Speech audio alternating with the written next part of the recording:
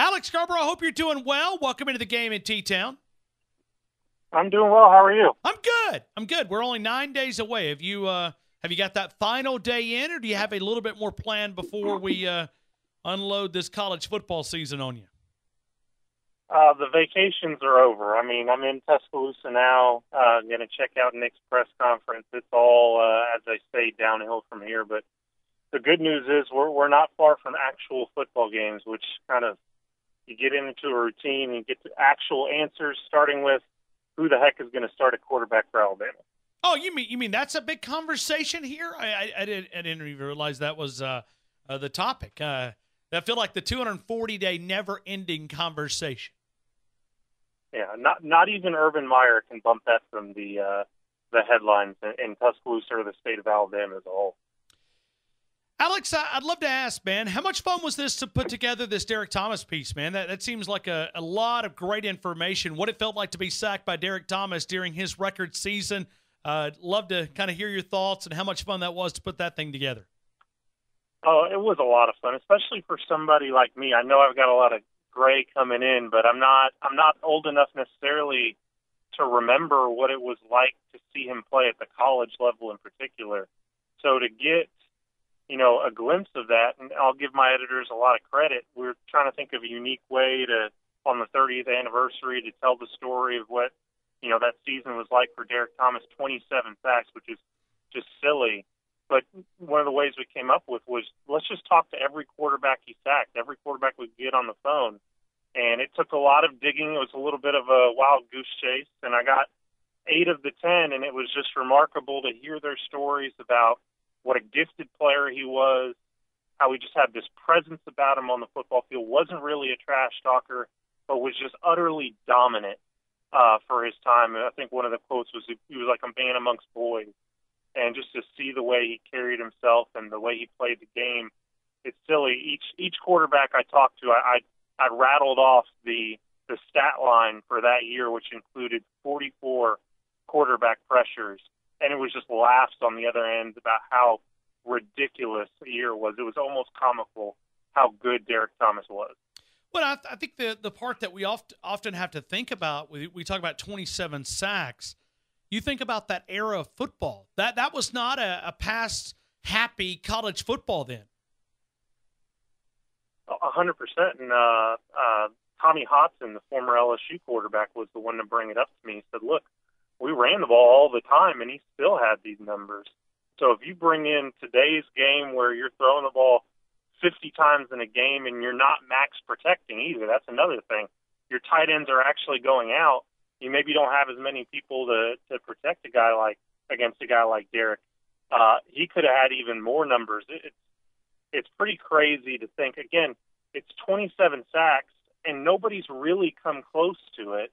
And I just wonder if it's one of those records, even given today's game and the way it's played and the way passing offenses have really become proliferated. I still don't know if and when anybody's going to come close to breaking that record. Yeah, it was a great piece. Let me invite people. It's on the front there. If you go to the NCAA College Football tab on ESPN.com, you could easily find the University of Alabama, but I know it's published right there, literally the second article down that pops up on my feed on ESPN.com. We're talking with Alex Scarborough. You can connect with him on the Twitter account, AlexS_ESPN. Alex, the number one topic of conversation in college football is Urban Meyer. I'm just kind of curious what you thought of maybe the suspension, the press conference last night. It was a bit of a joke. I mean, it's hard to detach yourself from what, as somebody who followed the SEC closely for a long time, what we knew of Urban Meyer at Florida and what we know of the game of college football as a whole. You sort of saw this coming with each passing day from the moment this news came out from Brett Murphy at the forefront of this. With each passing day, it just looked more and more like they were going to find a reason to keep him as the head coach at Ohio State. And lo and behold, they did. They figured out as many different ways to say he lied without saying he lied as they could. It's a bit comical. You couldn't even mention Courtney Smith's name in all of this. It's just sad that this is what college football is. And more important than that, this is what higher education is. This is the Ohio State University. They pride themselves on saying the. And you've fired coaches for what I consider to be less. It's just a sad state of affairs, and you only hope that it continues to open up people's eyes with this situation, with the Art Briles situation at Baylor, that there are now things in college football that are just unacceptable, and hiding them and trying to downplay them is no longer part of the game plan. You only hope that in what's a pretty terrible situation at Ohio State that everybody can sort of learn from it. Yeah, I was watching last night, and one of your colleagues at ESPN, one of the things that they said, and it could have been Herbstreit, it may have been Reese Davis, but I forget because I watched so many different people, making the appearance, and I thought they did a great job of kind of intermixing a lot of different opinions.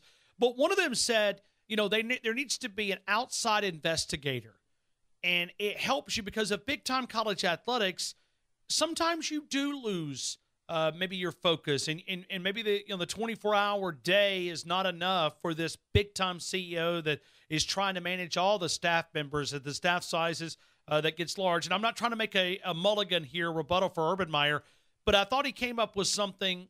He said, hire someone who is an investigator to look at your program. In other words, a self-check, just to make sure that you're not in a situation where you find yourself like Urban Meyer, and Ohio State. I thought it was a great point with him making that comment of, it gives us all a chance to kind of self-scout and see if what we're doing wrong and how we can do better.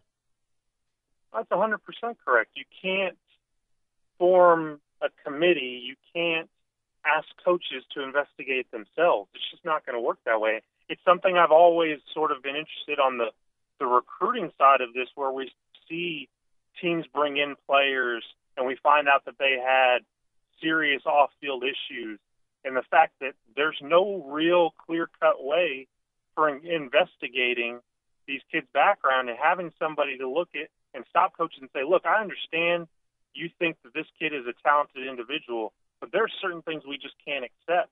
And I think at the end of the day, it applies across the board when it comes to these personnel decisions with assistant coaches as well. Like you said, you need to have someone, whether it's, a state-run thing, because these are the majority of the time public institutions, or it's an NCAA finally getting some teeth with things that matter beyond, punishing some Division III school for having extra books.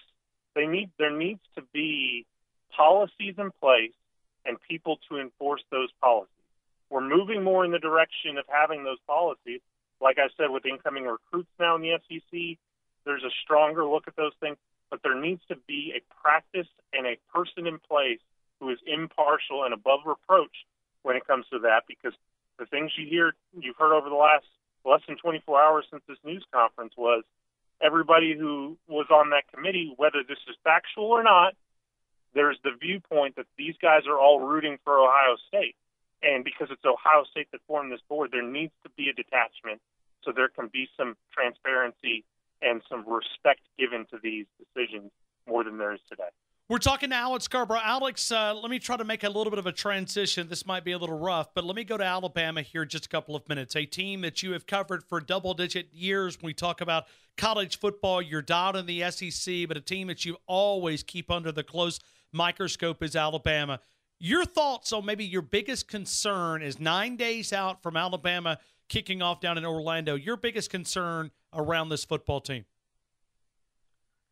It continues to be the secondary, and it's not that I don't believe that Alabama has talent at that position. They certainly do.